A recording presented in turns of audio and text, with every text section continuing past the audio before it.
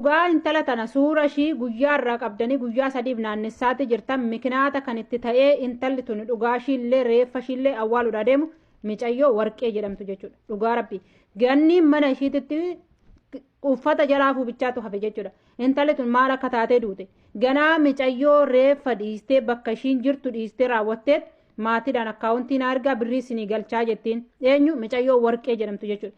Micayyoon tun immoo balaa makiinatiini jettan balaa makiina yoo ta'e micayyoon tun shufeeraa miti micayyoon tun taaksiin hojjettu akkamitti ishii bichaan duutedha anna gaafinatti ta'e. Akkasuma lammaffaa irratti immoo amma immoo mana mubaarak musammaatitti jala taa'ee dhaggeeffachaan ture lakkoofsa nuu kenni jedhanii sii bilbillaa.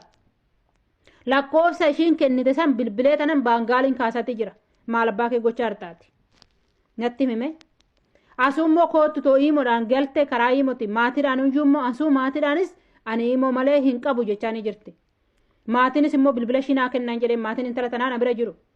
Bilbila ishii naa kennaa natu bilbilaa irraan attaarraa waan isaa jennaan ishiin bilbila qaxxitaa hin qabu jetteen jedhan. Silaala keessa hojjetta akkamitti bilbilaatti kennitu sanoo maal godha baangaaliin kan kaasu si jala. Abboo obbaraasin. Amma hoomisitti wal nyaannaa nuyi. Ganaa reeffa dhiistee asitti akkaawuntii naa ergaa birrii isinii galchettiin maatiidha. Amma kun haasaa ummata. Ishii ol galteetoo maatiin kee achirra jiru obboloonni kee koo achirra jira agarsiisanidha. Ol baateetoo hin dubbattu maal akka taatee duute intalli tun. Intala silaa baasuudhaa jettee raawwatteet ani makiinan dheetee waa sin gootan hin beeku. Nagarramtanii dhugaa rabbii. Ganaa dhimma lubbuu dhiistanii maallaqaa fi maatii akkaawuntii gaafatta intalaa ija. Ati immoo eessaa baate?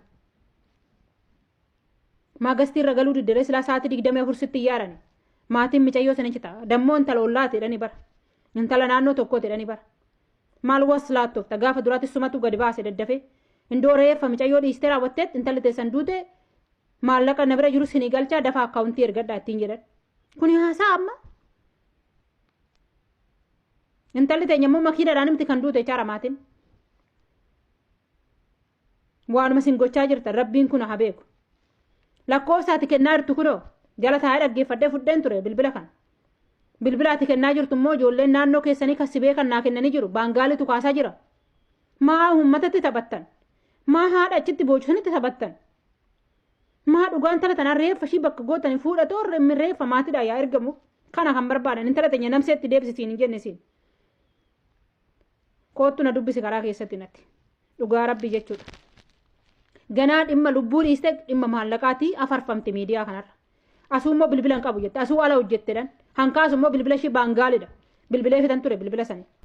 Viidiyoon kun namni isin bira qaqqabe hundi keessan riipoost sheer koppii linkii diyuut gochuudhaan hiriyoota keessan hedduu biraan qaqqabsiisaa dhimmi namarraa dubbachuudhaaf deemu dhimma lubbuu waan ta'eef jechuudha. Mucayyoon suuraa ishee armaan olitti argitan kun akkuma nama kamii hojjettee jijjiiramuudhaaf jecha hiyyummaa injifachuuf akkasuma maatii ishee jijjiiruuf gara biyya Saa'udii imalte. Haa ta'u iyyuu malee kan ishee mudate waan biraati.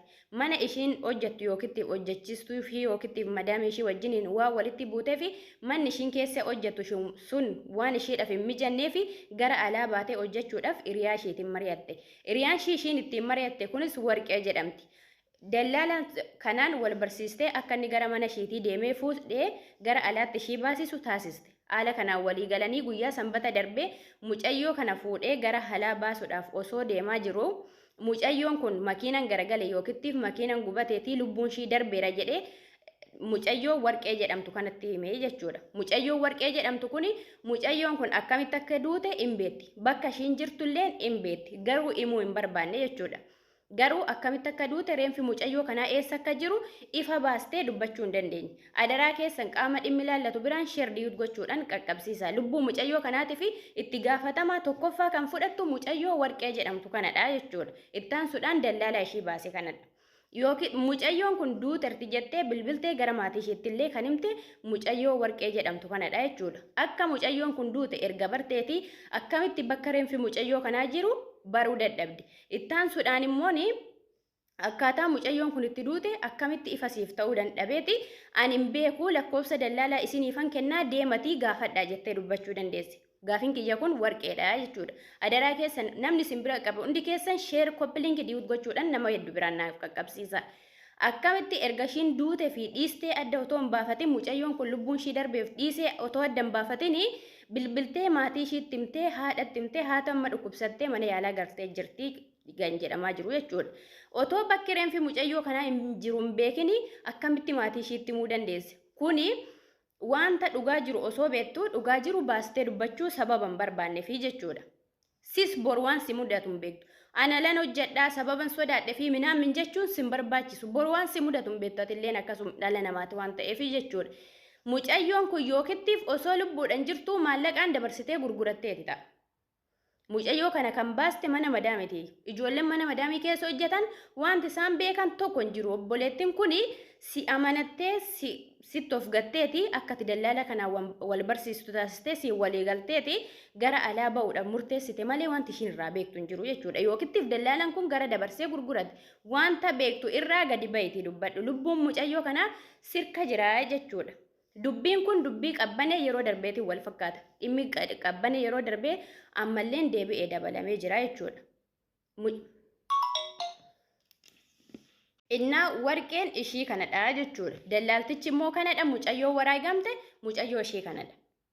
Kanaaf adaraa keessan hundi keessan sheer gochuudhaan lubbuu mucayyoo kana reenfishii akka jiru haadha dhaltee achitti wallaaltee bo'aa jirtuuf reenfishii illee galeen akka awwaallattu. Lubbuun mucayyoo kana duutirti mucayyoon kun yoo ta'e iddoo reenfishii jiru akka argamuu fi qaama dhimmi ilaallatu biraan nuuf qaqqabsiisa. Akkasuma warqeen immoo osoo lubbuun mucayyoo kana akkamitti akka darbe beektu sobdee dubbiin shashafanii yeroo dubbattu sirraa beekama jechuudha. Akkati soba haasa'aa jirtu ifaan ifatti beekama waan ta'eef gadi ba'iitii dhugaa mucayyoo kanaa eessa akka jiru baasi. Makiinan ati mucayyoo kanatti ittiin waraagame yookiin mucayyoo kanatu keessatti du'e makiinan kun ittiin galabatameeti jettee ati fiddee footoo ijoollee irratti argite makiinaa waggaa 3 duraati jechaa jiru warri beekan.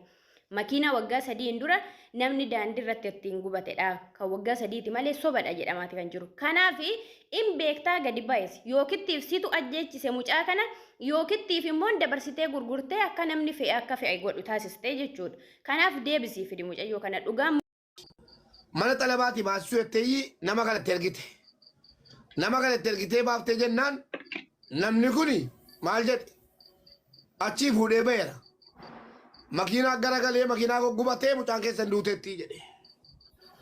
Makiinaan inni immoo dhiyeeffate makiinaa hoggaa meeqaan dura miidiyaa irra ture. Kana dhiyeeffate jechuudha. Ijoollee ol baatee makiinaa kana qaata argine sobaa jedhan. Amma qaaletti kana kan nu dhossaa jiru. Reenfa mucaa kan nu dhossaa jiru. Intala kana.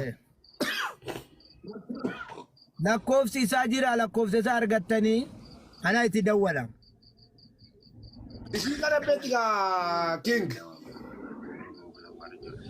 Ishii kana beetti. Lakkoofsa isaa irraa nu fuudhaka.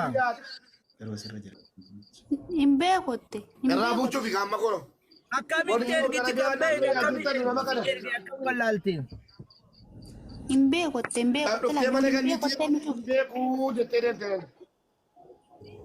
Maatiidhaan immoo uummanni asirra jiru maatiidhaan immoo maal jette birrii mucayyoo namicha kanarraa fuudheen dallaala kanarraa fuudheen sin ergaa buukii ergaa jettee buukii irraa fuute nuun immoo asirratti dhuftee dhugaa mucayyoo kanaa baafna reef mucayyoo kanaa barbaanna namicha kana wanni isaa nu ergi lakkoofsa isaa nu ergi namichi narraa cufate karaa feesbuukis karaa meeseenjeraas karaa hundayyuu narraa cufate namichi silkii jijjiirate namicha hin beekutti lookeeshinii mana namichaa immoo nuu kennennaan hin beeku dura laal mana dhaqnee jedhan haldeebiinitu maal jedhan lookeeshinii mana namichaas hin beennu jedhan.